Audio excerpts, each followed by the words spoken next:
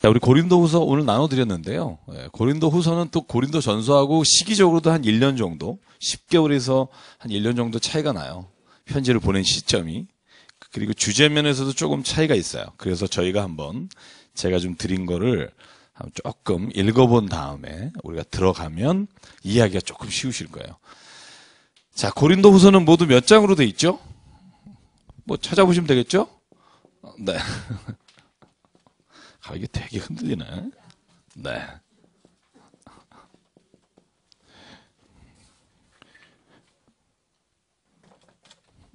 네. 1장부터 13장까지입니다.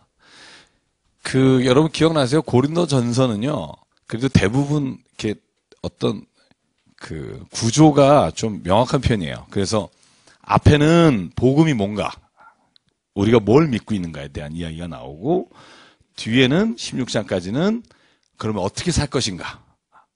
그게 12장부터 나온다고 말씀을 드렸어요. 그래서 저희가 이렇게 구분이 좀 명확한데 고린도후서 같은 경우에는 제가 드린 글 보시면 아시겠지만 어떤 구조를 가지고 썼다기보다는 저희가 이 성경의 전체적인 걸 살펴보면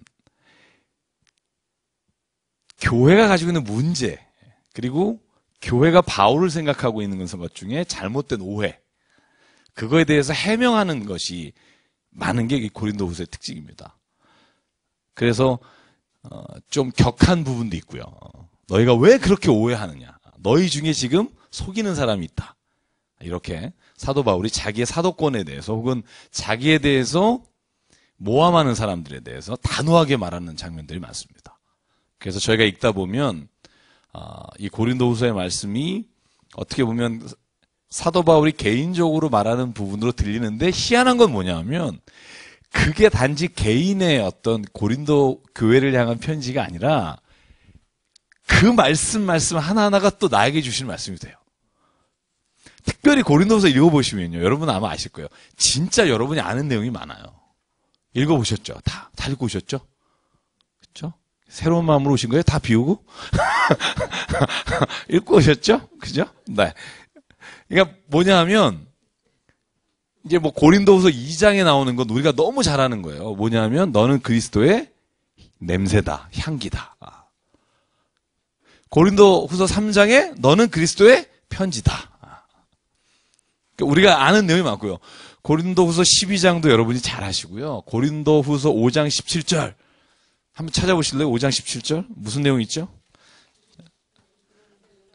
누구든지 그리스도 예수 안에 있으면 새로운 피조물이라 이전 것은 지나갔으니 보라 새 것이 되었도다. 이게 다 고린도후서에 나오는 말씀들이에요. 저희가 아는 말씀이 의외로 굉장히 친숙한 말씀이 많아요.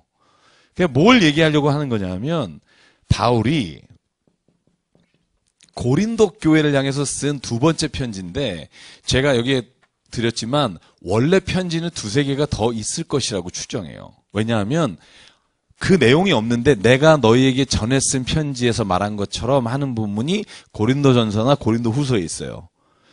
그런데 그 두 개 내지 세 개의 편지는 우리한테 없는 거죠. 지금 우리한테 있는 편지는 이 두 개입니다. 그래서 그렇게 언급한 부분들이 바울의 편지에 있는데 바울이 고린도 교회를 향해서 한 말씀인데 희한하게 오늘날 교회에 한 말씀으로 이렇게 들려요. 나에게 하시는 말씀으로 들리고 쉽게 말하면 그게 무슨 뜻이냐면 하나님의 말씀을 우리가 2015년 혹은 2011년이 지난 이 시점에 읽어도 그 구원과 그 말씀을 따라 사는 것에 대해서 우리에게도 동일하게 역사하신다는 걸 깨달을 수 있어요. 저도 오늘 이 말씀을 읽으면서 또 개인적으로 바울이 하는 변호 혹은 바울이 하고 있는 말씀이 또 우리에게 주시는 말씀처럼 들릴 때가 있어요. 오늘 한번 저랑 있다 보면 아마 그분들을 좀 발견하게 될 거라고 생각하고요. 그래서 구조는 보통 1장에서 7장까지는 우리가 사도 바울이 고린도 교인들에게 내가 어떤 일을 하고 있는지 또 내가 복음을 전하는 일에 나에게 어떤 의미가 있는지 그리고 너희 고린도 교회 내가 세 번째 이제 방문을 하려고 하는데 너희가 어떤 마음으로 나를 기다렸으면 좋겠는지 하는 일반적인 목회 서신처럼 본문의 내용이 되어 있고요. 8장, 9장이 여러분이 고린도전서에서 이런 말 기억나요? 너희가 헌금을 해서 연보를 해서 어느 교회에 예루살렘 교회에게 보내는 일에 너희가 참여했으면 좋겠다. 미리미리 헌금해서 내가 갔을 때 갑자기 걷지 않기를 원하노라. 그리고는 마게도냐에 가서 고린도 교회에 이제 들어가려고 하다가 사도 바울이 못 갔어요. 그리고 다시 고린도 교회를 떠나서 에베소 교회나 이렇게 소아시아 지역으로 가서 이 편지를 쓰고 있는데 내가 왜 못 갔는지를 설명하는 장면이 오늘 2장에 쭉 나와요. 1장 말밀부터 나와요. 그래서 사도 바울이 안 간 이유를 설명하고 거기에 대한 오해를 풀어주는 장면들 나오는데 8장, 9장은 특별히 뭐에 대한 거냐면 헌금에 대한 거예요. 너희가 헌금을 하는 이유가 뭔지, 헌금을 함으로 인해서 하나님이 어떠한 것을 원하시는지, 너희가 지금 헌금해서 예루살렘에 보낸다는 게 무슨 의미인지를 나오고요. 10장에서 13장까지가 여기가 이제 마지막에 배치되어 있지만 사도 바울이 자신의 사도권에 대해서 하나님의 말씀을 전하는 선택된 사람에 대해서 그렇지 않다고 말하는 것에 대해서 변호하는 말씀이에요. 나는 이렇게 하나님께서 나를 부르셨고 그리고 하나님이 나를 오늘도 이렇게 쓰신다. 그렇게 단호하게 말하는 장면이에요. 나에 대해서 모함하는 사람 너희 잘 들어라 뭐 이런 식이에요.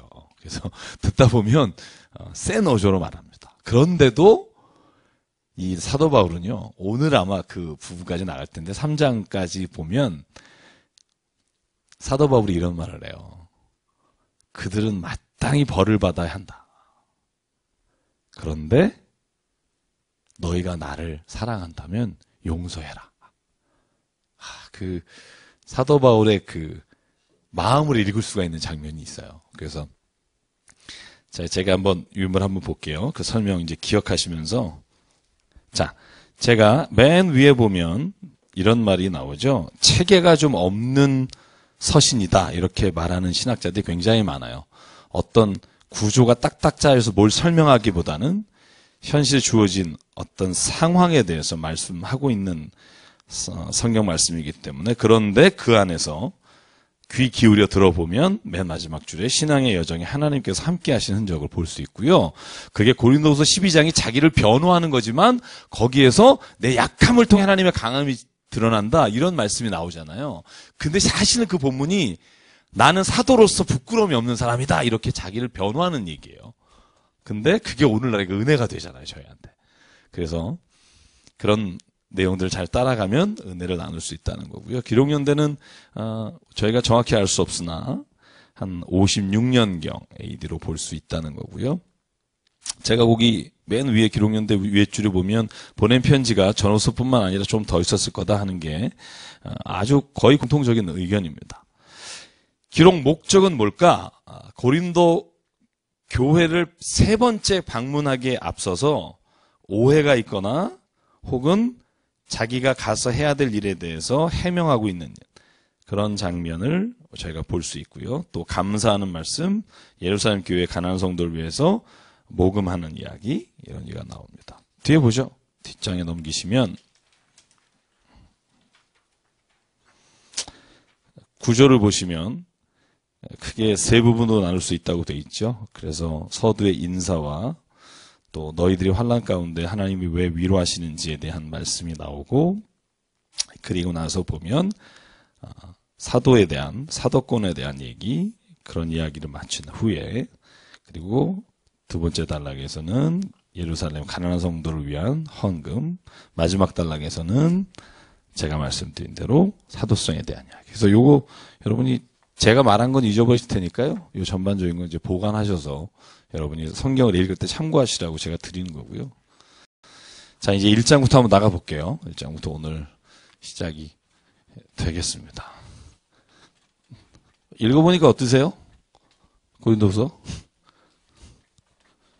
한마디로 이렇게 느낌. 이거. 그죠? 다 읽으셨잖아요. 제가 알기로는. 밤 새시면서. 하고 딱 이 느낌. 뭐 어떤 거 없었어요? 그런 확 받은 그런 거. 우리 집사님 패스? 자, 1장 1절 볼게요. 네, 1장 1절. 자, 1절부터 3절까지 한번 볼게요. 딱 단락이 끊어지지 않습니다만. 일단 1절, 2절만 먼저 이렇게 시작. 하나님의 뜻으로 말미암아 그리스도 예수의 사도된 바울과 형제 디모데는 고린도에 있는 하나님의 교회와 또 온 아가에 있는 모든 성도에게 하나님 우리 아버지와 주 예수 그리스도로부터 은혜와 평강이 있기를 원하노라. 아멘. 네. 여러분 이렇게 같이 할 때요, 막 읽고 막 힘을 내야 돼요. 그래야 서로 안 지쳐요. 그죠? 자, 제가 마지막 한번 해볼게요. 은혜와 평강이 있기를 원하노라. 아멘. 그죠? 그래야 힘이 나요. 그죠? 피차. 그죠? 여러분, 고린도 전서하고 달라진 게 있어요. 인사말의 패턴은 똑같아요. 내가 하나님의 뜻으로 말미암아 그리스도의 사도가 됐다. 이 말도 똑같고요. 하나님의 은혜와 평강이 있기를 원하노라 똑같아요. 뭐가 다르죠? 네? 뭐가 다르죠?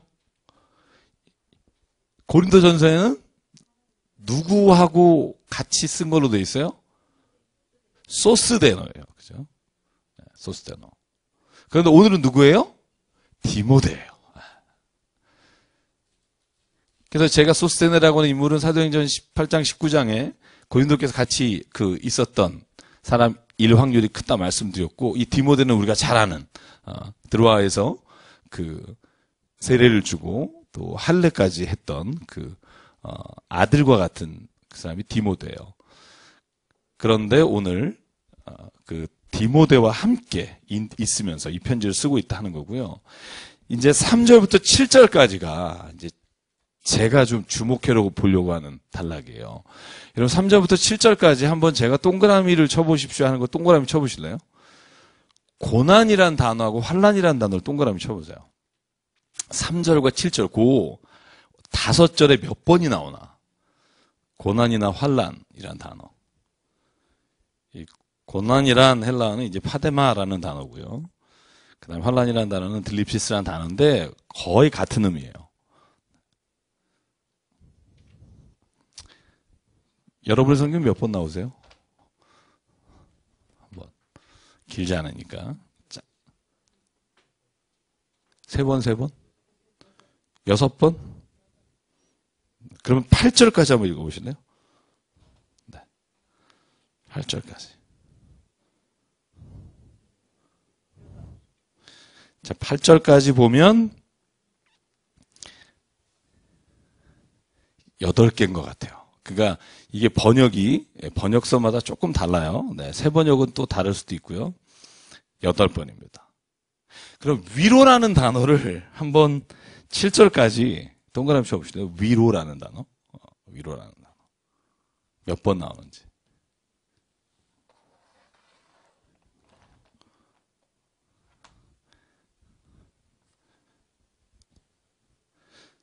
치기도 힘들죠?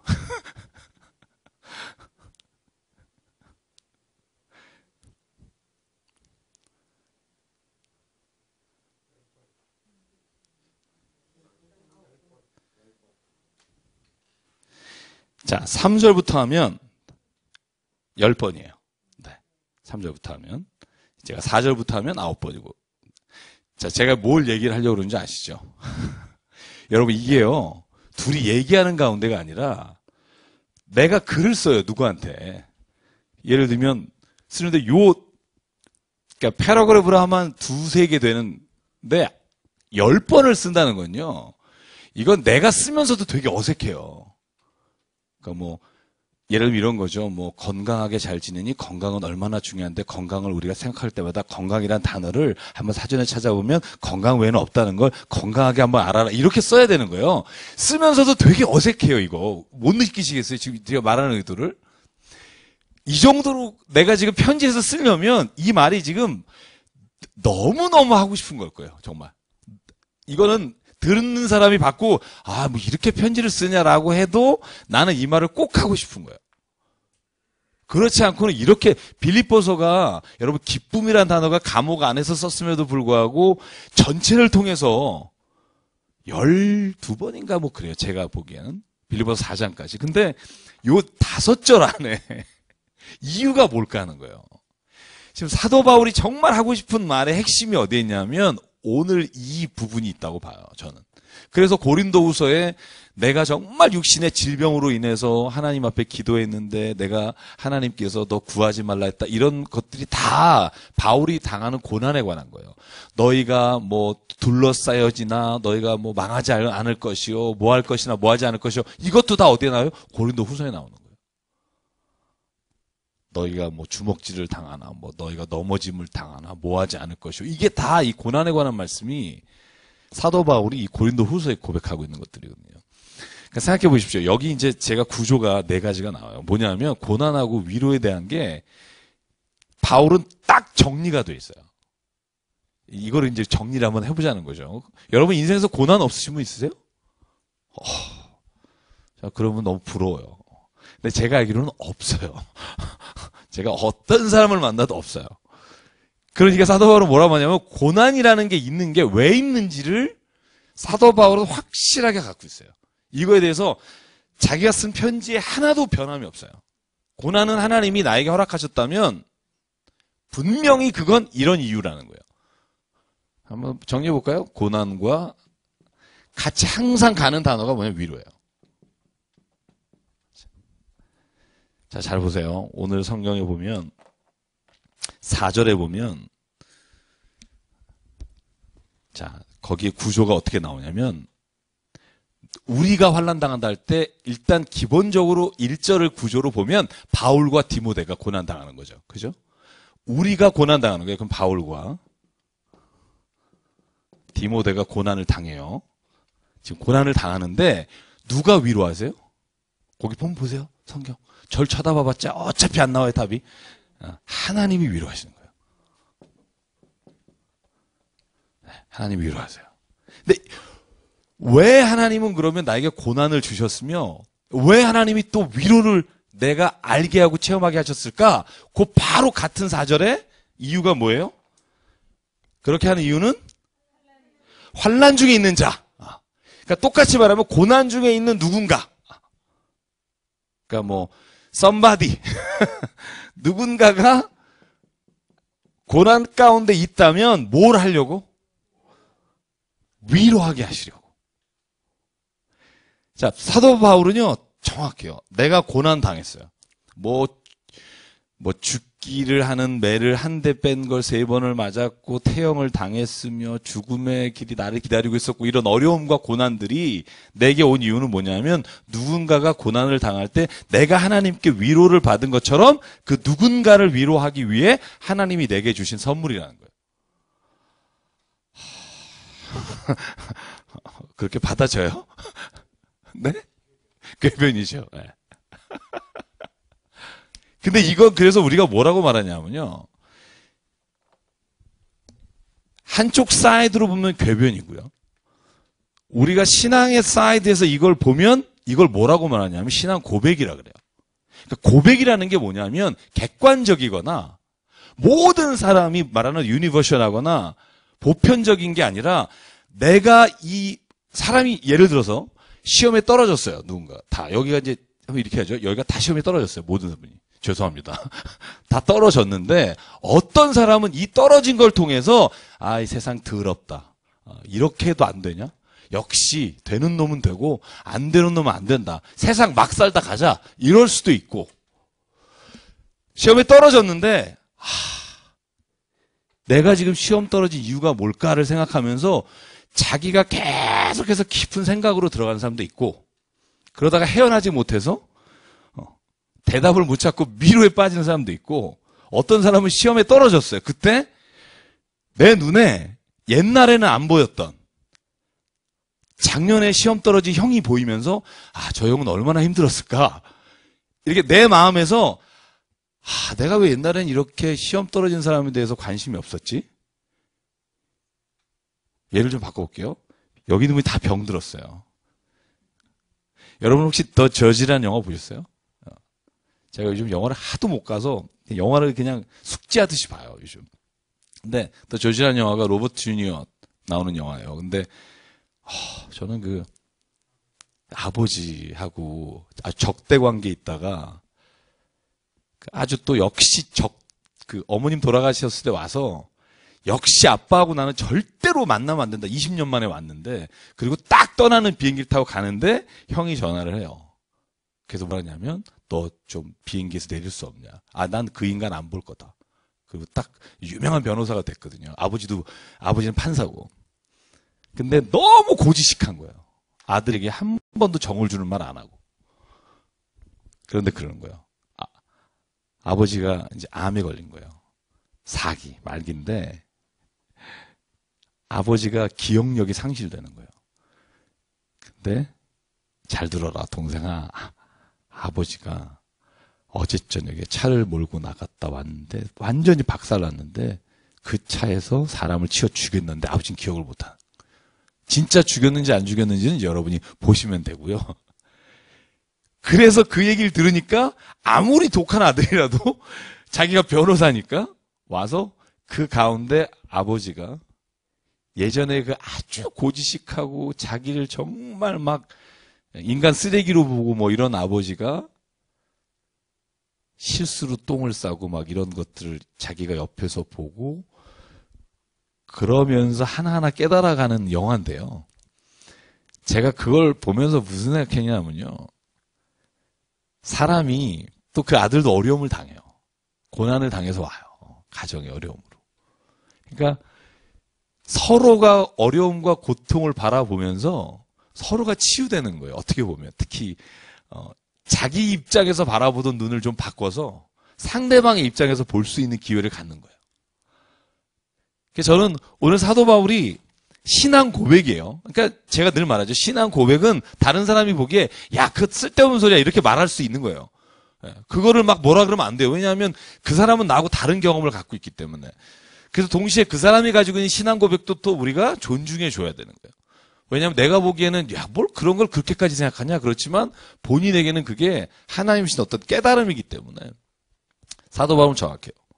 하나님이 내게 고난을 주셨다. 왜냐하면 내가 돌이켜 보니까 내가 예전에 잘 나가고 사내들인의 의원으로 70인 중에 누구를 재판하고 심지어 죽이는 권한까지 있었던 자가 이제 바닥으로 내려가 보니까 옛날에 자기가 사람을 마음대로 죽이고 판단하고 했던 것이 회개가 되는 거예요. 자기가 그 바닥에서 누군가의 돌을 맞고 누군가의 판단을 당하고 누군가가 나를 죽이려 하는 걸 경험하면서 깨닫는 거죠. 내가 옛날에 예수 믿는 자를 죽이러 다녔었는데 지금은 내가 예수 믿는다는 이유로 나를 죽이는 사람을 보면서 내가 고난을 당할 때 위로를 주시는 분은 하나님밖에 없었다는 거고. 그런데 그걸 통해 누군가를 위로하게 하시는 것이 하나님이 내게 주신 고난의 의미다. 여러분, 저희는 사도 바울과 같이 좀 생각할 수 있는 마음의 신앙의 모습이 좀 있기를 바랍니다. 왜냐하면 이건 성경 외에는 이렇게 말하기가 어려워요. 하나님을 믿는 사람 외에는 우리가 그렇게 할 수는 있어요. 어떻게. 근데 사도 바울처럼 정말 하나님의 신실하심과 이런 걸 딱 경험한 사람이 하는 이 고백은 정말 저는요. 사도 바울이 이걸 통해서 뭘 말하고 하는 걸까? 그 뒤에 장을 5절을 보시면 이게 더 기가 막힌 거예요. 자, 뭐라 그래요? 그러므로 고난이 크면 위로도 크다. 그러니까 사도 바울은 고난이 크면 클수록 위로도 크다. 그래서 고난이 큰 게 뭐다? 축복이다. 아이, 정신 나간 사람이에요. 이거는 이해하기가 어려운 거예요.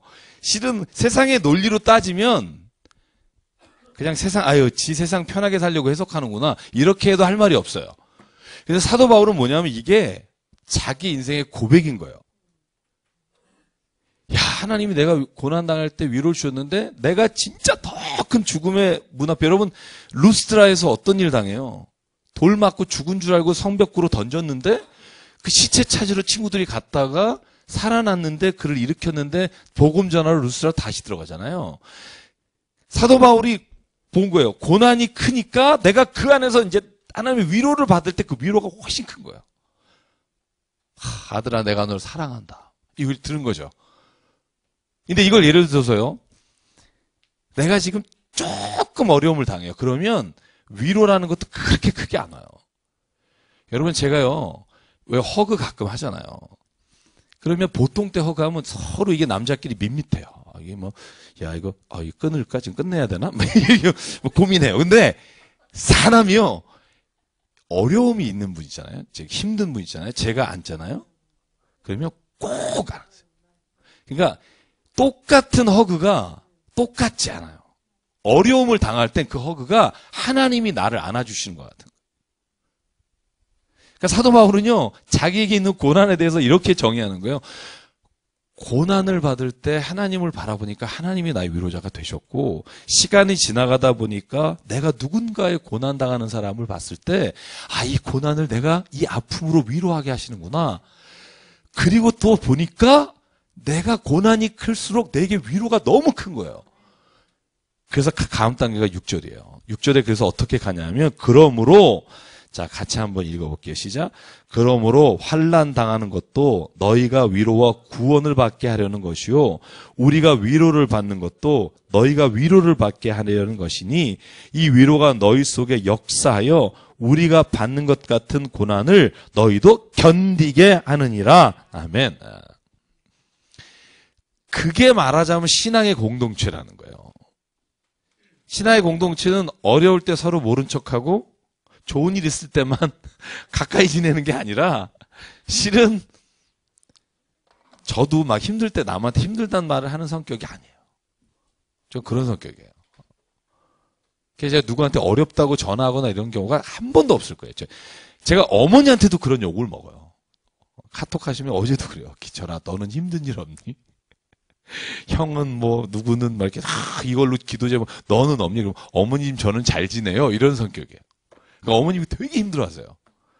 저도 가끔 그런 생각해요. 야, 이걸 왜 내가 이걸 못 내려놓을까? 그런 생각을 가끔 해요. 근데 저는 좀 그런 게 있어요. 사람한테 얘기해도 어차피 해답은 없다. 하나님하고 씨름하는 게 유일한 희망이다. 이런 생각을 해요. 막 산적해 있는 문제가 있어도, 지금도 좀 많아요. 근데 이렇게 진짜 하나님한테 1대1로 가는 수밖에 없어요. 근데 그때는 저도 확신하는데, 하나님은 분명히 내가 원하는 대로 해답을 주시진 않더라도 분명히 하나님은 그걸 통해서 깨닫게 하시는 게 있어요. 저는 그래서 고난이 유익하다라는 말은 정확하다고 봐요.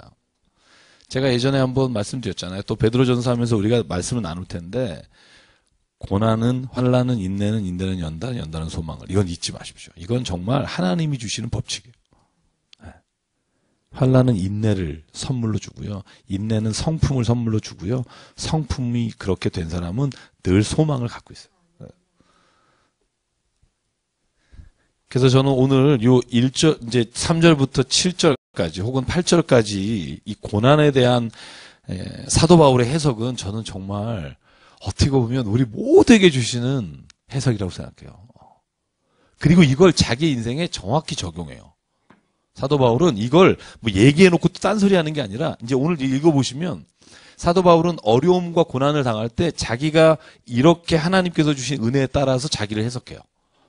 그리고 은혜를 받아요. 그러니까 뭐 이런 말 하면 나 예전에 정신 나간 사람 같았어요. 막 예전에 막 어려움도 하고 막 뭐 예전 집안에 무슨 뭐 어려움이 겹친 데다가 덮치고 막 이러는데, 어떤 분이 저한테 그래요. 뭐 그래서 막 저 사람 지금 막 죽고 싶겠다 이러고 만났는데, 뭐 하나님이 얼마나 더 큰 축복을 주시려고 이러머리, 그러면 내가 저분이 지금 약간 뭔가 멘탈에 프로브럼이 있나.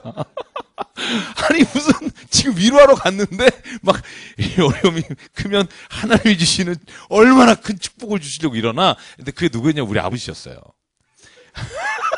저희 아버지는 항상 늘 전 약간 아버지가 이렇게 뵈면 약간 나사가 풀렸다는 생각이 들었어요. 왜냐하면 제가 저번에 말씀드렸잖아요. 장로님 집사님들 중에 막 재개발 안 되고 칼 들고 오고 집 다 뺏기고 지하로 이사 갔을 때 빌립보서 딱 피시고 설교하시는데, 가정 예배 드리는데 지금 딱 그때가 실평수가 9평인가 그런데 6명 식구가 들어갔으니까. 제가 대학교 4학년 때요. 2학년 때요. 얼마나 감사하냐 막 이러는데 나는 막 화가 확 나는 거예요. 막. 그래서 집 나와서 제가 2년 살았잖아요. 그 누님 댁으로 갔지만 뭐 방도 없었기 때문에 가긴 했지만 근데 이제 지나고 보면 그러니까 견디신 것 같아요. 예를 들어서 생각해 보세요. 자기가 설교하고 예배드리던 사람이 그 지역이 극빈지하 지역이라 재개발에 포함이 안 된 사람들이 목사를 죽이려고 그러고 저 목사가 다 해먹었다 그러고 저는 알잖아요. 우리 집에 아무것도 없다는 걸. 그리고 칼 들고 들어올 때요. 만약에 아버지가 만약에 그런 믿음이 없었다면 아마 제가 볼 때 죽는 날까지 말씀 전하고 복음 전하고 막 기쁨으로 못 살았을 거예요. 눈에 보이는 걸 따라 살았으면 불가능해요. 근데 아버님은요, 그걸 늘 그랬어요. 하나님 얼마나 큰 복을 주시려고. 저희 아버님 말씀드렸잖아요. 제가 설교할 때, 저희 아버님이 오른쪽 눈인가, 왼쪽 눈인가, 제가 지금 정확히 기억이 안 나지만, 하얀 게 이렇게 동공에 있어서, 전 돌아가실 때까지 몰랐는데, 저희 어머님이 눈 망막 박피 수술 받을 때 우리 병원에 와주셨잖아요. 뒤에 눈을 이렇게 내서 뒤에 망막. 그래서 지금 어머니 한쪽 눈이 왼쪽 눈이 지금 80%가 안 보이세요. 그때 제가 수술실에 딱 회복실에서 어머니 눈 뜨자마자 우시면서 하신 말씀이 그거였어요. 기철아, 막 울길래 어머니 울면 안 돼요. 지금 수술 끝나고 울지 말라고 의사 선생님이 얘기했어요. 막 그런데도 엉엉 우시고 눈이 퉁퉁 부었어요. 그래서 어머 뭐 주책이에요. 막 이랬어요. 그랬더니 하신 말씀이 뭐냐면 기철아, 네 아빠가 그때 전 처음 알았어요. 전쟁 때 군인으로 다니다가 파편에 눈이 튀어서 한쪽 눈이 안 보여서 운전을 늘 40km로 하셨어요. 저희 아버님 고속도로 비상등 켜시고 60km 달리신 분이에요. 저희는 거기 타서 복장 터져서 이렇게. 근데 어머니 우시면서 하신 말씀 그거였거든요. 내가 네 아빠가 이렇게 안 보이는 게 지금 이런 거라는 걸 알았으면 잘해줬을 텐데. 그래서 막 엉엉 우시는 거예요. 돌아가신 다음에 아버님. 그러니까 제가 보면서 아버지가 만약에 그런 어떤 하나님이 주시는 위로와 고난에 대한 어떤 소망이 없었다면 못 견디셨을 것 같은 거예요. 그리고 소망을 가지고 사니까 제가 아버님을 옆에서 봤잖아요. 돌아가시는 그날까지. 하나님이 함께 하시는 게 눈에 보이는 거예요. 왜 정승집에 개가 죽으면 사람이 몰려도 정승이 죽으면 안 오잖아요. 저희 아버님 돌아가셨을 때 3일장을 못 끝내고 5일장으로 연기한 게 정말 몇천 명이 오셨어요. 저희 조그만 교회 100명도 안 되는 교회 목사님한테 전국에 있는 분이 오셨어요. 저희 아버님이 늘 부흥회 갔다 오신 비타민 싸서 남대문에서 200개 300개를 꼭 개척교회 힘든 분한테 보내고 그 부흥회에서 나오는 그 받으신 걸 가지고 평생 그렇게 사셨는데 저는 제가 그래서 굉장히 많이 울었어요. 장례식 때. 왜 울었냐면 우리 아버님이 살아가신 걸 사람들이 보고 이렇게까지 정말 전국에서 부산에서 저보다 더 통곡하면서 올라오신 집사님들 막 이거 보면서 우리 아버지가 그렇게 사신 게 실은 내가 왜 소망인지 몰랐을까. 요즘은 그래서 저는 늘 생각해요. 어려움이 오면 와라. 얼마나 더 큰 복을 주시려고. 요즘 그런 생각합니다. 이 복이라는 게 결국 사도 바울은 죽을 때까지 그래서 복을 받았다고 우리가 말하지만 집 한 채 없었어요. 기거할 곳도 없었던 사람이에요.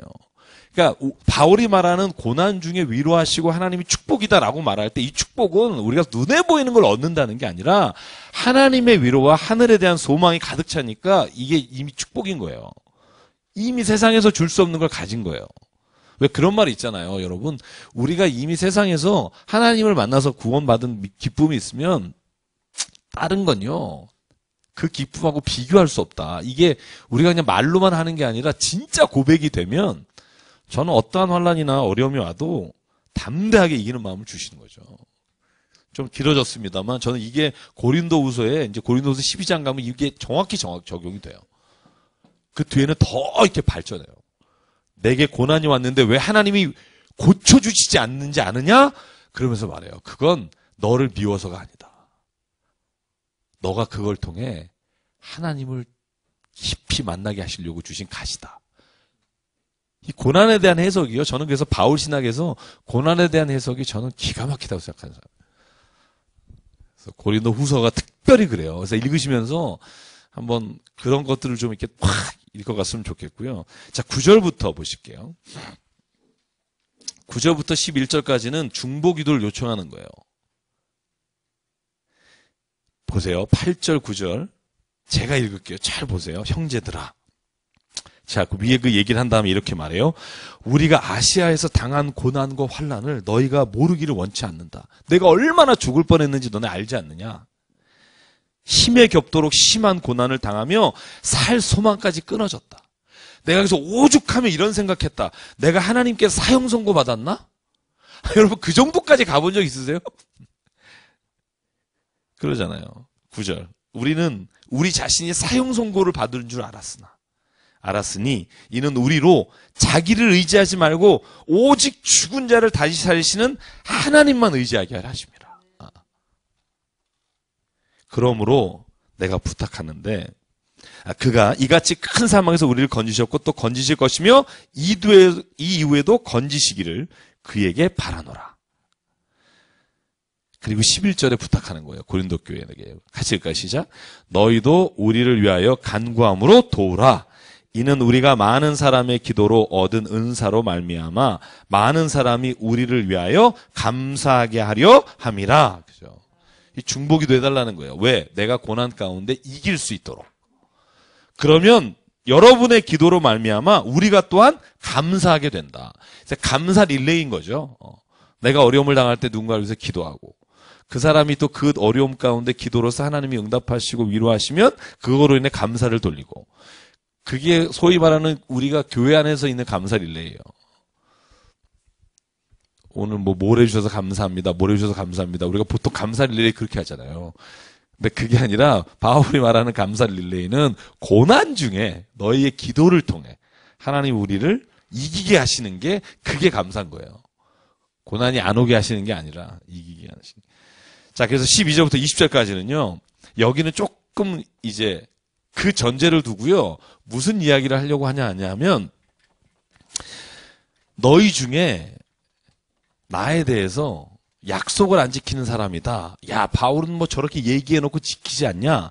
쉽게 말하면 그런 거예요. 아까 제가 서두에 말씀드린 것처럼 사도 바울이 고린도 교회로 오겠다고 해놓고 거쳐서 그 코앞에서 마게도냐에서 다른 곳으로 가요. 아시아로. 그러니까 야, 사도 바울 봐라. 약속 안 지키는 사람이다. 이렇게 모함하는 사람이 있었다는 거죠. 그런데 그 이야기가 어디까지로 가냐 하면 바울은 육체를 신뢰하는 사람이지 하나님 앞에서 살아가는 사람이 아니다. 그래서 육체를 신뢰하는 사람이다. 이 이야기가 13장까지 계속 나와요. 이런 사람이 있다는 거예요. 그런데 자기는 결코 그런 의도에서나 약속을 안 지키는 것 때문에 안 간 게 아니라 거기에는 하나님의 뜻이 있다. 이렇게 자기의 어떤 일에 대해서 말씀하시는 부분이 오늘 저희가 12절부터 20절 이하까지인데요. 같이 한번 볼게요. 자, 12절에 뭐라고 말하죠? 시작. 우리가 세상에서 특별히 너희에 대하여 하나님의 거룩함과 진실함으로 행하되 육체의 지혜로 하지 아니하고 하나님의 은혜로 행함은 우리 양심이 증언하는 바니 이것이 우리의 자랑이라. 그러니까 나는 육체의 지혜가 아니라 하나님의 은혜로 행한다. 이걸 정말 잊지 말아달라 하고 그 뒤에 사정을 얘기하는 거예요. 오직 너희가 읽고 아는 것 외에 우리가 다른 것은 쓰지 않는다. 너희가 완전히 알기를 내가 바라는 것은 너희가 우리를 부분적으로 알았으나 우리 주 예수의 날에는 너희가 우리의 자랑이 되고 우리가 너희의 자랑이 될 것이다. 그러니까 쉽게 말하면 너희가 나를 뜨문뜨문 안다 이런 거예요. 뜨문뜨문 안다. 여기서 잠깐 시간을 가져보죠.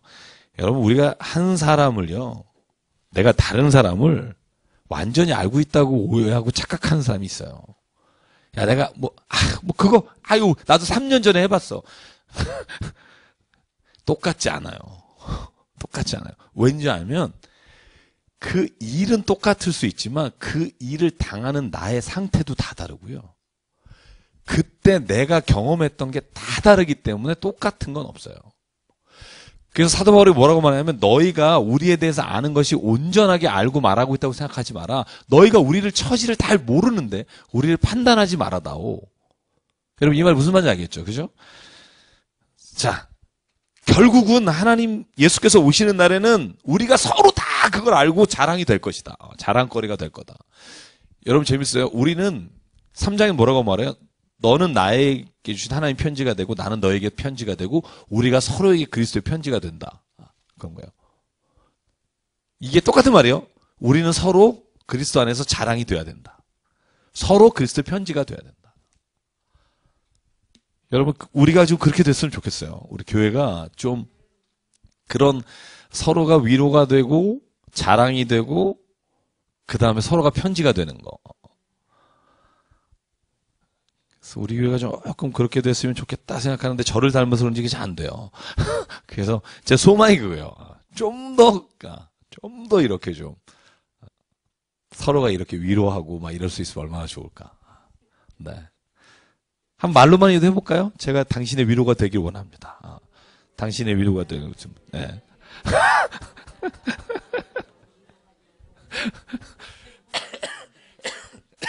갑자기 그 노래가 생각나네요. 내가 만약 뭐 이렇게 갑자기 머리에서 그러는데 외로울 때면 뭐 있잖아요, 그죠? 자 보세요. 이제 그렇게 말하는 이유가 뭐냐면 그 뒤에가 그거예요. 15절이 15, 16, 18, 19, 20이 사도 바울이 왜 고린도로 온다고 해놓고 안 오느냐? 그래서 여기 뭐 했으면 예유지 왜 아니요라고 했느냐? 뭐 이런 복잡한 얘기가 나오잖아요. 같이 한번 읽어볼게요. 자, 우리 15절부터 읽겠습니다. 시작. 내가 이 확신을 가지고 너희로 2번 은혜를 얻기 위하여 먼저 너희에게 이르렀다가 너희를 지나 마게도냐로 갔다가 다시 마게도냐에서 너희에게 가서 너희의 도움으로 유대로 가기를 계획하였으니 이렇게 계획할 때에 어찌 경솔히 하였으리요. 혹 계획하기를 육체를 따라 계획하여 예 하면서 아니라 하는 일이 내게 있겠느냐. 하나님은 미쁘시니라. 우리가 너희에게 한 말은 예 하고 아니라 함이 없노라. 우리 곧 나와 실로아노와 디모데로 말미암아 너희 가운데 전파된 하나님의 아들 예수 그리스도는 예하고 아니라함이 되지 아니하셨으니 그에게는 예만 되었느니라. 하나님의 약속은 얼마든지 그리스도 안에서 예가 되니 그런즉 그로 말미암아 우리가 아멘하여 하나님께 영광을 돌리게 되느니라. 아멘. 근데 이 말을 이것만 읽잖아요. 무슨 말인지 정말 몰라요. 이것만 도대체 이게 아니요 예스 영광 그러니까 그 좀 배경을 알아야 되는 거예요. 그러니까 고린도 교회를 가려고 했는데 내가 안 간 건 너나 내가 갈게 하고 예 해놓고 아니라고 거짓말한 게 아니다 이런 말이에요. 나 진짜 우리는 다 가려고 계획을 세웠고 그 계획은 육체에 따라간 계획이 아니다. 17절. 내가 예하면서 아니다 하겠느냐. 예수님은 예하면 예하는 분이고 아니다 하면 아니라는 분이고 나 바울도 예하면 예하는 사람이다. 그래서 그리스도께 영광을 돌리는 게 우리 아니냐. 그러니까 내가 고린도 교회 가지 못한 이유는 뭐냐면 하고 2장 1, 2, 3절에 그 이유를 설명해요. 그 이유는 뭐냐면 내가 오히려 지금 감으로 말미암아 너희들이 오히려 싸움이 생기거나 다툼이 생기거나 오해가 더 커질까봐 우리가 기도하는 가운데 가지 않았다는 거예요. 먼저 편지를 보내고 너희가 화해한 이후에 내가 가기를 원한다. 그래서 이 편지를 쓴다는 거예요. 여러분 제가 늘 말씀드리지만 우리가 다른 사람의 사정을 알기 전에 그 사람을 판단하는 것만큼 위험한 게 없습니다. 야, 그 사람 요번에 아이고 사고 났다며 자동차 사고. 야 지난주에 교회 안 오더니 막 이게 우리가 그러니까 소위 자기가 잘 안 나올 때는 그런 소리 안 해요. 근데 자기가 잘 나오면 또 그런 소리가 나와요 입 밖에. 왜냐하면 이게 사람인지라. 근데 잘 보세요. 그 사람이 왜 교회 안 왔는지 우리가 모르잖아요. 그것도 우리가 들은 게 다가 아니잖아요. 야 골프 치러 갔다더라. 그러면 또 설교할 때 막 골프 치니까 거기가 이렇게 돼서 그러니까 저는 늘 우리가 섣불리 판단함으로 실은 그게 오늘 이따가 나와요. 사탄이 틈타게 하지 말아야 돼요. 그게 굉장히 중요해요. 이 모든 이야기 왜 하냐면요. 사도 바울이 나중에 말해요. 너희가 그 사람들 용서하라 이렇게 말해요. 벌을마다 마땅하나 용서하고 내가 너에게 부탁한다. 사랑하지까지 해다오.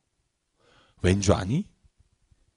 너희가 누군가를 용서하지 않으면 사탄이 그 틈을 타서 우리를 해하려 한다.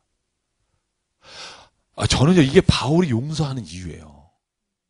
도저히 나도 지금 이 사람도 용서가 안 된다, 막. 근데 내가 용서를 안 하고 그를 욕하거나 아니면 그 사람에게 보복을 하거나 하면 그 과정에 사탄이 나로 하여금 악한 마음이 들게 해서 나를 힘들게 하고 오히려 하나님으로부터 나를 멀게 하는 게 내가 두렵다는 거예요. 악한 일을 하는 그거 자체가 아니라 사탄이 그거를 어떻게 바꿀까. 그래서 제가 요번에도 어떤 분에게 그런 말 했어요. 어떤 분이 되게 힘든 분이 있어요, 지금. 그래서 제가 그분하고 상담하면서 이런 말 했어요. 말씀이 맞다고. 맞는데, 근데 마음에서 미워하는 마음으로 그 일은 하지 마시라고. 그 일은 하시라고.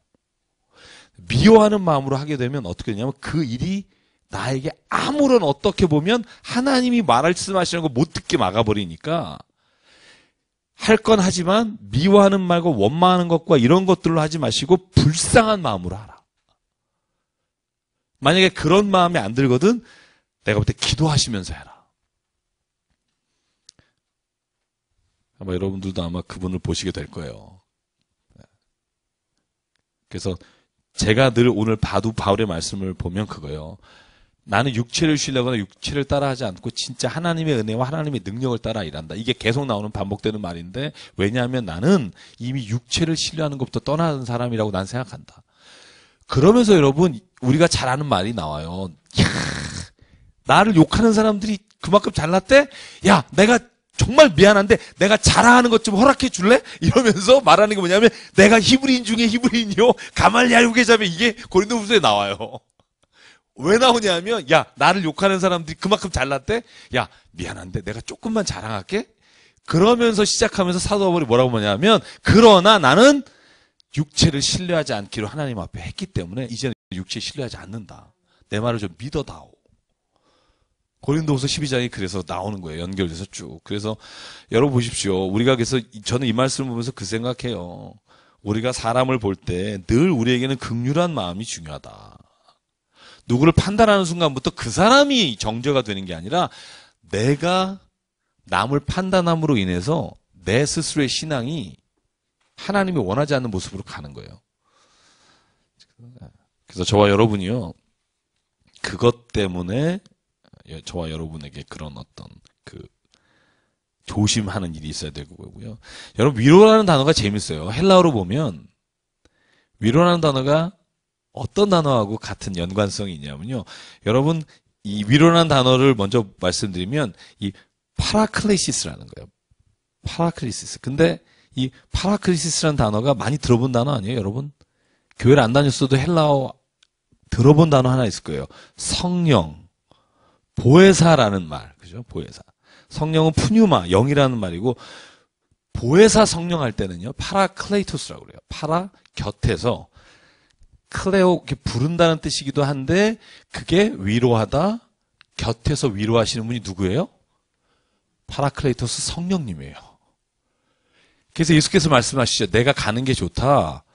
왜냐하면 내가 가야 보혜사 성령이 오셔서 너희를 다 위로하신다. 그때 말하는 게 파라클레이토스예요. 그러니까 쉽게 말하면 이런 거예요. 우리가 누군가를 위로하면 그 위로하는 자리에 성령님이 오신다는 거예요. 파라클레시스하고 파라클레이토스가 같은, 파라라는 게 곁이라고 하는 전치사예요. 그래서 어원이 같아요. 같은 의미를 가지고 있어요. 그래서 저는 그런 의미에서 누군가를 위로하고 긍휼한 마음을 가질 때 거기에 성령님이 임하시는 거예요. 자, 그래서 21절부터 24절까지는 바울의 심정을 말하는 거예요. 나는 목숨을 걸고 하나님을 증언하고 싶은 사람이다. 자, 23절만 한번 읽어볼까요? 자, 시작. 내가 내 목숨을 걸고 하나님을 불러 증언하시게 하노니 내가 다시 고린도에 가지 아니한 것은 너희를 아끼려 함이라. 진짜. 야, 진짜 목숨 걸고 내가 얘기하는데 진짜 하나님이 내 증인으로 좀 오셨으면 좋겠는데 내가 안 간 거 너희들을 위해서다. 너희를 아끼는 마음으로 안 간 거다. 내가 가서 너희가 지금 막 싸우고 너희의 불화가 커질까 봐 내가 오히려 눈에 보이지 않게 한 거다. 그렇게 하면서 2장으로 넘어가요. 자, 2장 볼게요. 자, 2장에 보시면 1, 2, 3절이 제가 말씀한 그거예요. 내가 안 가는 이유. 같이 읽을게요. 시작. 내가 다시는 너에게 근심 중에 나아가지 아니하기로 스스로 결심하였노니 내가 너희를 근심하게 한다면 내가 근심하게 한 자밖에 나를 기쁘게 할 자가 누구냐? 내가 이같이 쓴 것은 내가 갈 때에 마땅히 나를 기쁘게 할 자로부터 도리어 근심을 얻을까 염려함이요. 또 너희 모두에 대한 나의 기쁨이 너희 모두의 기쁨인 줄 확신함이로라. 자, 이 말이 좀 이렇게 좀 꽈나서 그런데요. 쉽게 말하면 이런 거예요. 내가 만약에 너에게 가면 나를 기뻐하는 자가 근심에 빠질 거다. 왜냐하면 싸움이 일어날 테니까. 나를 지지하는 사람과 모함하는 사람이. 그러면 내가 너에게 기쁨을 주러 갔다가 근심을 주고 올 것 같다. 그래서 나는 우리가 서로 기쁨이 되는 것을 선택하고 결정한 거다. 그래서 우리 모두에 대한 나의 기쁨이 너희 모두의 기쁨인지 아느냐? 이 말은 뭐냐면 내가 그래서 너에게 가지 않은 거다. 자, 그 다음에 그런데도 내가 마음에 큰 눌림과 걱정이 있다. 그리고 많은 눈물로 너에게 썼다. 이는 너희로 근심하게 하려는 것이 아니요 오직 내가 너희를 향하여 넘치는 사랑이 있음을 알게 하려 함이라. 근심하게 한 자가 있었을지라도 나를 근심하게 한 것이 아니요 어느 정도 너희 모두를 근심하게 한 것이니 어느 정도라 하면 내가 너무 지나치게 말하지 아니하려 함이라. 절제하고 있다는 거죠. 자, 6, 7, 8절 제가 말씀드린 부분 읽을게요. 시작. 이러한 사람은 많은 사람에게서 벌받는 것이 마땅하도다. 그런즉 너희는 차라리 그를 용서하고 위로할 것이니 그가 너무 많은 근심에 잠길까 두려워하노라. 그러므로 너희를 권하노니 사랑을 그들에게 나타내라. 참 어려운 걸 원하시죠? 자, 그 다음이 더 중요해요. 90, 11절 시작. 너희가 범사에 순종하는지 그 증거를 알고자 하여 내가 이것을 너희에게 썼노라. 너희가 무슨 일에든지 누구를 용서하면 나도 그리하고 내가 만일 용서한 일이 있으면 용서한 그것은 너희를 위하여 그리스도 앞에서 한 것이니 이는 우리로 사탄에게 속지 않게 하려 함이라. 우리는 그 계책을 알지 못하는 바가 아니로다. 아멘. 그러니까 사탄이 우리를 속이지 못하게 하려고 용서하는 거다. 여러분 그런 거 아세요? 누굴 미워하잖아요. 용서 못하잖아요. 제가 그런 생각해요. 그 사람은 잘 자요. 나만 못 자요. 저는 생각하기를 그 인간은 아마 밤새 못 잘 것 아니에요. 막 침 흘리고 자요. 근데 나만 못 자. 나만 막 밤에 자다가도 벌떡벌떡 일어나갖고 막 내가 그 인간을 그러니까 뭐냐면요. 오늘 사도 바울이 그런 거예요. 너 자신이 하나님 앞에서 더 중요하지 소중하지. 왜? 네가 그 사람을 용서 못함으로 인해 네 스스로가 사탄이 원하는 그 계책에 속아가느냐. 그러지 말라는 거예요. 근데 제가 상담하고 그럴 때 제가 요즘 상담이 좀 많아요. 우리 교우분들도 마찬가지고. 근데 그런 분 있어요. 잠을 못 자는 거예요. 너무 괴로워서. 잠 못 자요. 제가 그래서 말씀드렸어요. 괴로워서 잠을 못 자는데 그게 누구한테 좋을까요? 제가 이게 농담으로 이렇게 말했어요. 원수가 당신 싫어하는 그 사람이 좋아하는 일이라고. 그럼 안 해야 된다고. 왜 내가 정말 싫어하는 그 사람이 좋아하는 일을 하냐고. 잠이 안 와도 억지로 기쁘게 자고 그래야 내가 원수를 생각하는 사람이 오히려 내가 그렇게 하는 게 갚는 거라고. 그때 또 그분이 그래요. 그걸 제가 모르나요. 아는데도 잠이 안 와요. 저도 이해해요. 저도 그런 경우 있기 때문에. 그래서 제가 그분의 그러고 말씀드렸어요. 저한테도 하는 말이에요. 그럴 때는요. 내 힘으로는 어차피 안 되는데 내가 자꾸 하려고 해봤자 안 됩니다. 그때는 성령님이 나를 그렇게 하실 것을 믿고 성령님께 의지하십시오. 하나님, 오늘 성령님 내 마음을 주님께서 다스려 주십시오. 내가 참으려고 해서 참을 수 있어요? 인간은 안 돼요.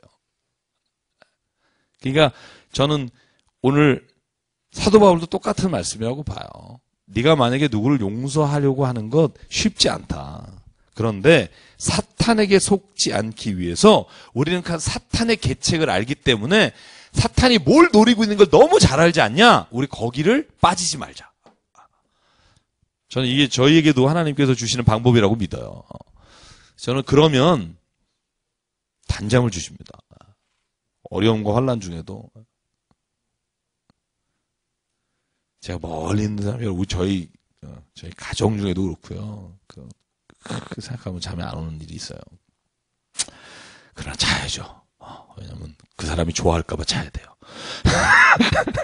사탄이 기뻐할까봐 자야 돼요. 뜻을 두시고 하나님께 의지하시고요. 그래서 이제 12절에 뭐라고 설명하냐면, 내가 그리스도와 복음을 위해서 드로아에 이르렀다. 그때 간 이유가 뭐냐면 디도를 만나 갔는데 못 만났다는 거예요.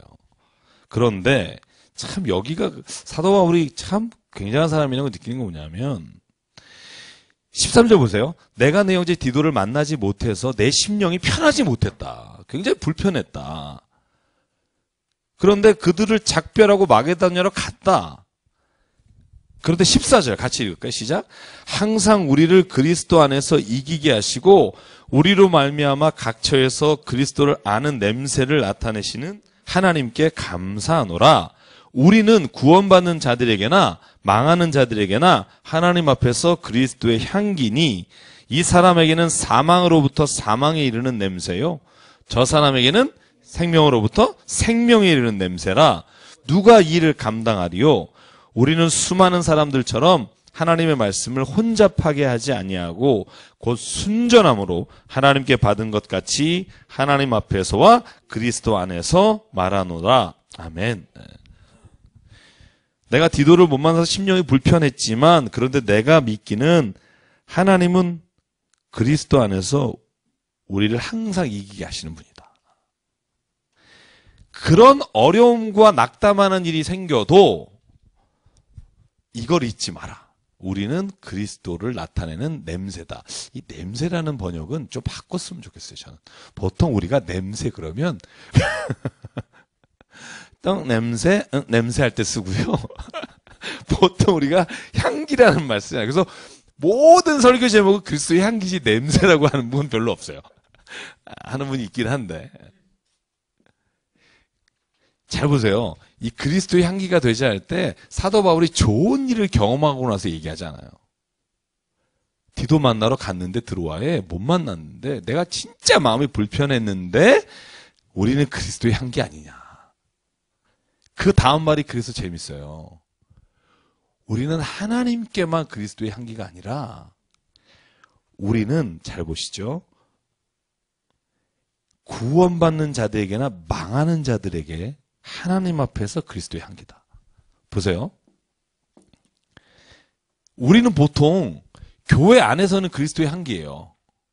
왜냐하면 별로 나를 대적하거나 뭐 나를 확 이렇게 하는 사람이 없으니까. 근데 밖에 나가면 사탄의 향기가 들 때도 있고, 그죠? 근데 오늘 바울은 뭐라고 말해요? 우리가 구원받는 사람 앞에서만이 아니라 망해가는 사람 앞에서도 우리는 그리스도의 향기다. 근데 구원받는 사람 앞에서는 우리는 생명을 전하는 향기고, 생명이 나타나는 향기고, 우리가 하나님을 믿지 않는 자, 망하는 자에게 앞에서 그리스도의 향기를 내면 그 사람은 그 향기로 인해 주님께로 돌아올 수도 있지만 그 향기로 인해 오히려 스스로가 더 완악하게 하는 사람도 있다. 그러나 어느 사람 앞에서나 우리는 동일해야 된다는 거예요. 이게 어려운 거예요. 눈에는 눈, 이에는 이, 그리고 확 오잖아요. 아, 내가 이제 나가서는 그렇게. 근데 바울은 뭐라 하냐면, 너는 구원받은 사람에게만이 아니라 망하는 자에게도 하나님 앞에서. 그러니까 쉽게 말하면, 자, 내가 그리스도의 향기가 돼야 한다는 건 뭐냐면 그 만나는 사람 때문이 아니라는 거예요. 내가 만난 사람이 좋은 사람이다, 나쁜 사람이다, 재수없는 사람이다가 아니라 그 모든 사람을 만날 때 나는 그리스도 앞에 있는 거로. 이런 말 있잖아요. 사도 바울이 한 말 중에 여러분 기억나세요? 우리는 세상에서 죽게 하듯 해야 한다. 이런 말 하잖아요. 누구를 만나든. 그러니까 이 말이 죽게 하듯 한다는 말이 내가 대상을 선별하거나 나누지 말라는 말이거든요. 제가 아까 우리 신방 가서 그 말씀 드렸죠. 우리 같이 교육자 저희 되어 또 신방 가서 예배 드릴 때 제가 그 말씀 드렸어요. 여러분 자동차에나 이렇게 십자가 달잖아요. 십자가 달면. 근데 십자가를 다는 이유가 저는 우리가 보통 생각하는 이유하고 달라야 된다고 생각해요. 십자가를 달 때 이런 의미로 다는 사람이 몇 명이나 있을까? 제가 그런 생각을 해봤어요. 뭐냐 하면 나는 그리스도인입니다. 그러니까 내가 교통사고가 나든 앞사람이 누가 끼든 나는 그리스도인입니다. 내가 그리스도인으로 행동하겠습니다. 라는 의미로 달아놓는 건지 아니면 십자가를 딱 달고 주님 이 차를 지켜주시고 혹 십자로에서 큰 사고가 나도 내 차만 안 망가지게 해주시고 그죠? 언제나게 해주고 이런 거잖아요. 그죠? 근데 내가 말한 건 뭐냐면 이건요 묵주를 다나 염주를 다나 다 그런 뜻으로 달아요. 이 차를 지켜달라는 의미로 십자가를 다는 건 제가 볼 때 다른 세상에 어떤 사람이 다는 거하고 다른 의미가 없어요. 저희가 만약에 그걸 단다면 나는 그리스도인입니다. 나는 거짓말하지 않을 겁니다. 사고가 나도. 잠시의 이익을 위해서나 속이지 않겠습니다. 그래서 제가 아까 말씀드렸는데 그게 뭐냐면 그러니까 조심해야 되는 거예요. 왜냐하면 내가 큰 사고를 나서 나도 모르게 숨길 수밖에 없는 상황이 되지 않게.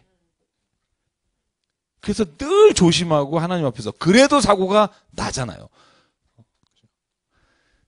그런데 예전에 보세요. 제가 왜 성지순례 갔을 때 곱트 기독교인들이 여기에 십자가를 하고 옷을 내리면 안 보여요. 근데 저희 기독교인이라고 하고 성지순례 가면 그 사람들이 손을 이렇게 내밀어서 십자가를 보여줘요. 그리고 엄청 기뻐해요. 이 말은요. 이슬람 나라에서 십자가를 문신으로 새긴다는 건 죽여주십시오예요. 목을 따주세요. 뭐 이런 거예요. 쉽게 말하면. 근데 이 사람들은 이게 그러니까 하나님이 나를 지켜주신다로는 이걸 안 해야 정상인 거예요. 하나님은 이걸 안 해야 지켜주세요. 이걸 하고 다니는 한 못 지켜줘요. 그러니까 이건 지켜달라는 게 아니에요. 나는 죽음 앞에서도 떳떳하게 그리스도인으로 죽겠습니다. 다르잖아요. 다르잖아요. 우리가 십자가를 갖고 다니거나 막 그래도 성경이 있어야 좀 애군이 떠나지 뭐 이러면서 이렇게 두는 이런 거는요.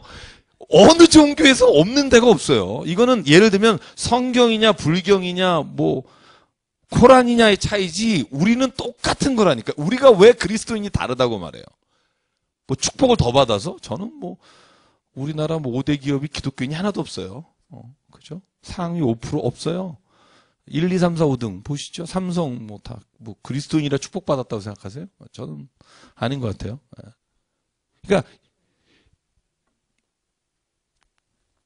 나는 눈에 흙이 들어와도 칼이 들어와도 나는 그리스도인입니다. 나는 그리스도를 사랑하고 그리스도의 구원으로 말미암아 새 생명 얻었습니다. 나는 내게 어떠한 불이익이 와도 예수 그리스도를 배반하지 않겠습니다. 이게 폴리캅이잖아요. 80세 넘은 노인이 화형당할 때 마지막 얘기해라. 유명한 말입니다. 이건 실제 있었다고 제 친구 교회사 쓴 친구가 아마 있었을 것이다라고 제 책에서 썼기를 자신 있게 말하는데 어떤 사람은 또 아니었을 거다. 그래서 잘 몰라요.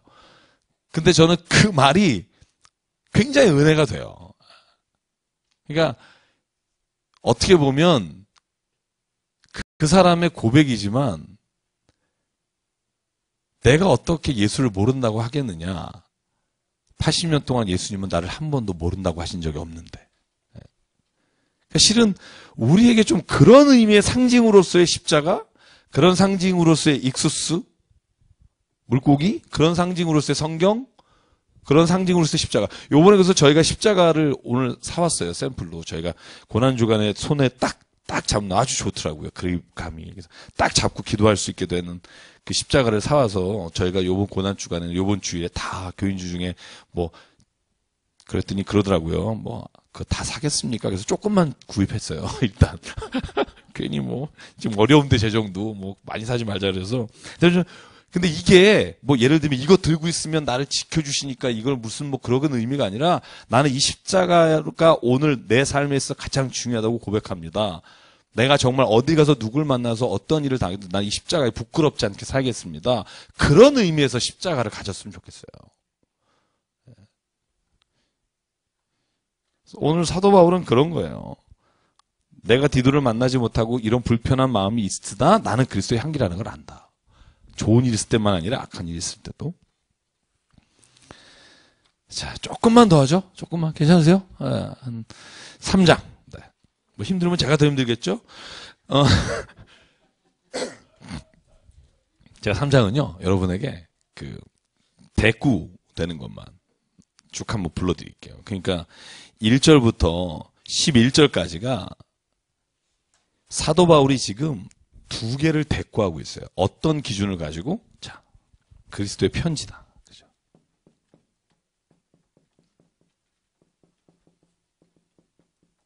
그죠? 편지다. 그런데 이 편지는 모세가 준 율법, 그것도 편지라고 볼 수 있고, 그런데 그것과는 다르다. 뭐가 다르냐? 그 설명하는 게 11절까지예요. 대꾸로 나타나는 게 제가 찾은 거로는 6개예요. 6개. 한번 그거만 찾아볼까요? 자, 3절에 보면 두 가지가 나와요. 예전에 모세에게 준 그 편지, 그 율법은 어디에 새겼었다? 돌판에 새겼다. 그런데 새로 예수께서 우리에게 주신 율법은 어디에 새겼다? 마음에 새겼다. 마음판에. 자, 3절에 또 나와요. 그건 뭐로 썼다? 먹으로 썼다. 근데 우리에게 주시는 새 편지 뭐로 썼다? 하나님의 영으로 썼다. 5절로 넘어갈까요? 자, 이 하나님이 주신 우리가 그리스도의 편지라고 말할 때 이것은 뭐가 아니고 뭐다라고 말할 때 대꾸되는 게 뭐냐 하면 스스로 만족하기 위한 게 아니라 이 만족이 하나님으로부터 오는 거다. 이 굉장히 좀 중요하다고 생각해요. 그러니까 이 하나님이 주시는 율법과 하나님이 주신 새 계명이 우리를 스스로 만족하기 위한 게 아니라는 거예요. 내가 굉장히 잘났고 그게 아니라 내 인생이 하나님으로 인해 만족합니다라는 것으로 된다는 거예요. 자, 7절, 8절에 나오는 대꾸가 있죠. 뭐죠? 그것은 예전의 것은 뭐로 새겼다? 율법의 이제 조문의 직분. 그죠? 율법 조문의 직분으로. 그리고 또 하나는 뭐다? 8절에 보면 하나님의 영의 직분. 그죠? 율법 조문의 직분과 영의 직분이 대꾸되어 있죠. 자, 9절 볼까요? 9절에 보면 정주의 직분과 의의 직분. 눈에 이제 보이세요? 네. 11절에 보면 없어질 영광, 길이 있을 영광. 그죠? 딱 우리가 지금 이걸 뭐를 비교한 거냐 하면 소위 유대인에게 율법으로 주셨다고 하는 그것과 예수 그리스도를 통해서 우리에게 오신 게 어떻게 다른가를 설명하는 거예요. 율법의 조문으로 주신 그건 실은 돌판에 새기고 외적으로 보이는 것으로 자꾸 우리가 신앙생활 하려고 하는데 오른편에 보세요. 제가 쓴 게 오른쪽이니까. 보면 전부 다 어디로 갔냐면 마음판에 새기고 그리고 하나님의 영에 새겼고 하나님을 만족하게 하는 거고 영의 직분을 받는 거고 길이 영원히 있는 영광이고 의의 직분이다. 이건 눈으로 보이는 게 아니에요. 그래서 그 뒤에 재밌는 예를 써요. 뭐냐면 모세가 율법을 가지고 시내산에서 내려올 때 여러분 성경에 그 말 있는 거 아세요? 출애굽기 32장? 얼굴이 뭐가 나요? 황치가 나서 어떻게 됐더라? 사람들이 그걸 보면 그럴까봐 뭘 써요? 수건을 써요. 근데 사람은요, 그걸 원해요. 그걸 보고 싶어요. 무슨 말인지 아시죠? 재밌는 얘기 하나 할게요. 재밌는 얘기가 뭐 저만 재밌을 수도 있어요. 모세가 율법까지 갔을 때 그 40일 동안 밑에서 만든 게 뭐예요? 금송아지예요. 근데 재밌는 게 뭐냐면요. 금송아지를 만들어 놓고 뭐라고 불렀어요? 바알이라고 불렀어요? 아세라 신이여 우리를 구하소서 했어요? 야훼 하나님이요. 그리고 이렇게 나와요. 본문에 우리를 애굽으로부터 구원하신 하나님이라고. 잘 생각해보세요. 이게 저는 굉장히 중요하다고 생각해요. 근데 하나님이요? 징벌하셨어요. 다 죽이겠다 그랬어요. 가만히 생각해봐요. 예를 들어서 금송아지를 만들어 놓고 바알 신을 섬긴 것도 아니고 야훼 하나님 우리를 이집트에서 구원하신 하나님 그랬는데 모세가 율법 들고 나오다가 내동댕이 치고 하나님은 내가 저들을 진멸하겠다 하시고 모세가 주님 내 이름이 지워질지라도 우리 민족을 살려주십시오라고 아이러니하지 않아요? 다른 신을 섬긴 게 아니라고요. 왜 그랬을까 하는 거예요. 왜? 하나님 그래도 지껏 다 내가지고 금송아지 만들었는데 하나님 드린다고. 그걸 그렇게까지 그러실 필요가 있을까? 그냥 좀 애교로 봐주시면 안 되나? 뭐 이런 거죠. 근데 거기에는요, 전 중요한 이유가 있다고 생각해요.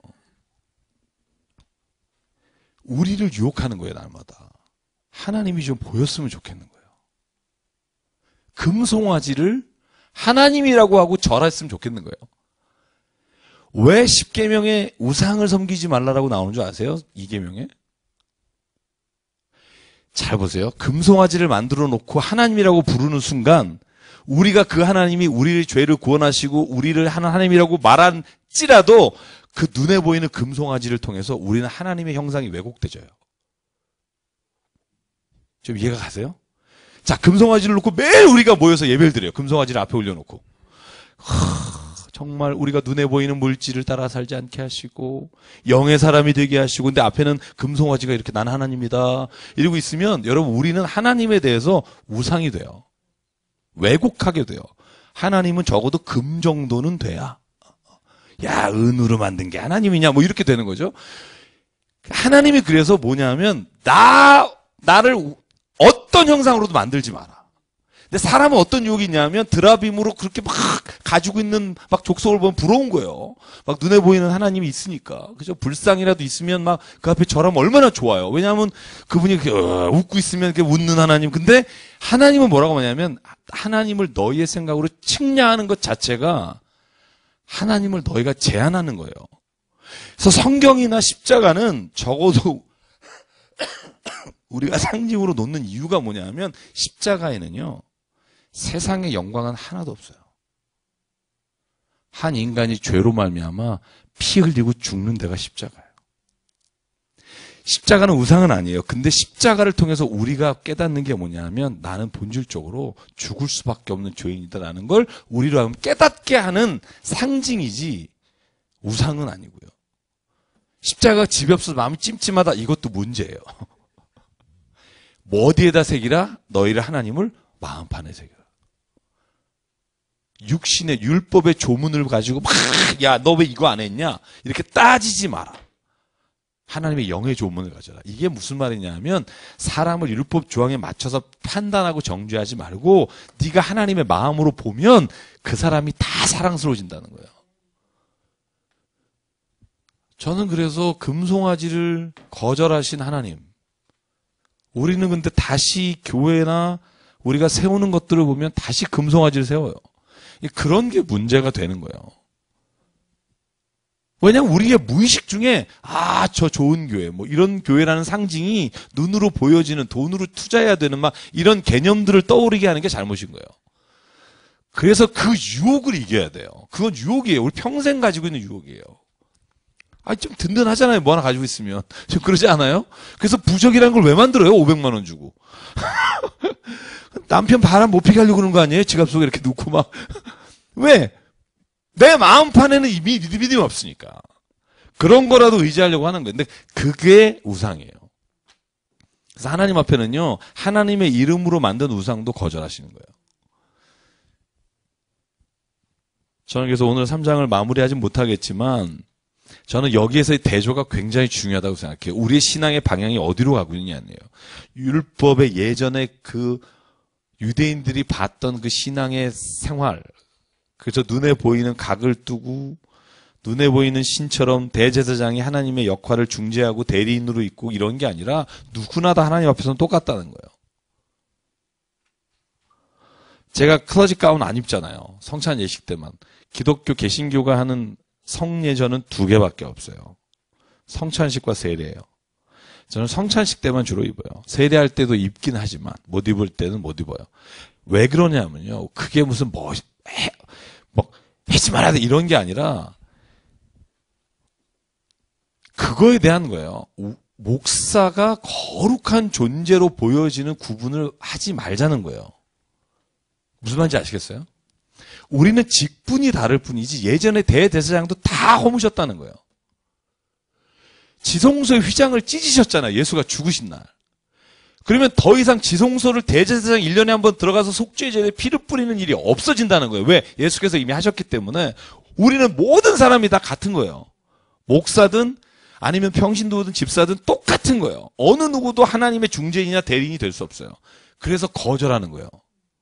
그런데 사람은요, 아까 말했죠. 유혹이 있어요. 내 죄를 좀 누가 들어주면 좋겠고, 네 죄가 사해졌다. 이런 말을 좀 하면 그래서 이단으로 가는 거예요. 왜? 거긴 해주거든요. 해줘요.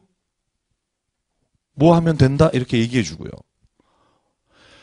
그래서 저는요, 그 유혹을 이겨야 된다고 생각해요.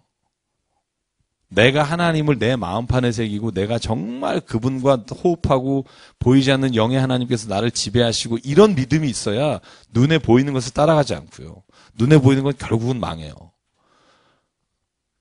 그래서 저는 오늘 17절만 제가 하고 다음 주에 3장 조금 더 할게요. 17절만 읽어볼게요. 왜 그런 사람에게는 사도 바울이 그러지 말라고 하느냐면 17절 시작. 주는 영이시니 주의 영이 계신 곳에는 자유가 있느니라. 아멘. 내가 누군가를 신앙의 중재자로 삼는 순간부터 자유하지 않아요. 그 사람 말을 의지하게 되고 그 사람 말하는 게 내게 하나님 말씀처럼 들리는 순간 위험해지는 거예요. 그게 어떤 사람이라도. 자유가 없는 거예요. 실질은 굉장히 편안하죠. 근데 그건 하나님 안에서의 자유가 아니라 그 목사나 그 누군가에 의해서 자유해지는 거예요. 그건 하나님이 원하는 게 아니에요. 모두가 다 만인 제사장, 왕 같은 제사장이에요. 너희가 다 하나님 앞에 부르심 받은 사람이에요. 근데 우리가 고린도 후서도 읽어오기 힘드니까 목사가 좀 열심히 해서 이 말씀을 나누라는 거지 어떤 굉장한 특권이 있어서 뭐 치리하고 하려고 하시는 게 아니에요. 그거에 대해서 사람들이 굉장히 힘들어요. 제가 설득하기도 힘들고 특히 이단에 빠지신 분이 그게 너무 힘들어요. 제가 이단 빠진 분하고 얘기할 때 그래서 그 부분을 그래도 목사님이 그렇게 되시면 좋잖아요. 근데 그게 자유하지 못하다니까요. 왠지 두렵고. 그래서 내가 그런 얘기 했어요. 그러면 쉽지 않잖아요. 근데 이런 말이에요. 교회를 바꾸고 그러면 벌 받고 정죄하실 텐데. 이런 거죠. 그게 누구 말씀이에요? 하나님 말씀이 아니라 이제 그 자유함이 없는 거예요. 나는 그 안에서 너무 행복하지만 실은 그 자유함이 없어짐으로 행복한 거예요. 그러니까 하나님은 우리가 하나님 안에서 자유하기를 원하세요. 세상의 어떤 보이는 것에 의해서 그 잠깐의 편안함이 아니라 온전한 자유함. 내가 자유함으로 모든 것을 할 수 있으나 그것이 내게 유익이 되지 않으므로 내가 그걸 안 한다. 그게 내가 하나님 안에서 주신 자유함이에요. 오늘 저희가 또 그런 믿음으로 좀 살기 원하고요. 고린도후서 저는 읽으면서 너무 큰 은혜 받아요. 그러니까 집에서 한번 꼼꼼하게 읽어보시고 또 혼자 읽을 때 이해 안 가시는 부분 저랑 같이 읽으면서 하나하나를 좀 짚어봤으면 좋겠습니다. 기도할게요. 기도하겠습니다. 같이 기도할 때 하나님 오늘 저에게 좀 위로하는 말씀을 주님 주시옵소서. 고난 가운데 있습니다. 그런데 이것이 고난을 피하기 위한 게 아니라 주님 이거를 통해 누군가를 위로하게 하시는 하나님을 저는 이제 믿습니다.